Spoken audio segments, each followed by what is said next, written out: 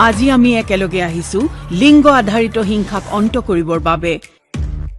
আমি শপত লওঁ যে আমি মৌন হৈ নাথাকো সকলোবোৰ দেখি শুনি আওকাণ নকৰো যেন একোই হোৱা নাই এতিয়া সময় হ'ল দায়িত্বশীল হোৱাৰ আৰু লিংগ ভিত্তিক হিংসাক ৰোধ কৰাৰ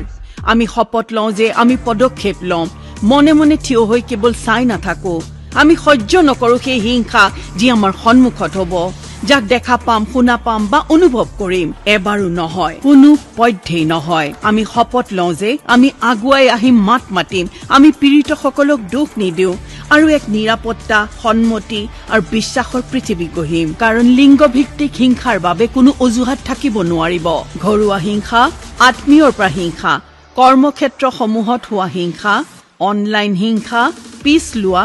জুকোৱা সকলো লিংগ ভিত্তিক হিংসাৰ অন্ত পেলোৱাটো সকলোৰে দায়িত্ব আৰু যদি আমি একেলগে থিয় নহওঁ তেন্তে কোনে থিয় হ'ব এতিয়া হিংসাক আওকাণ কৰা বন্ধ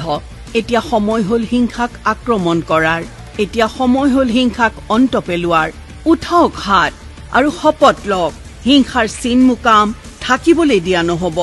আজি আমি একত্ৰিত হৈছো লিংগ ভিত্তিক হিংসাক ভংগ কৰিবৰ বাবে মহিলাসকল আৰু ছোৱালীসকলৰ ওপৰত হৈ থকা হিংসাক শেষ কৰিবৰ বাবে আহক আজি আমি শপত লওঁ এখন লিংগ সমতাপূৰ্ণ পৃথিৱী গঢ়িবৰ বাবে আৰু কোনো অজুহাত নাই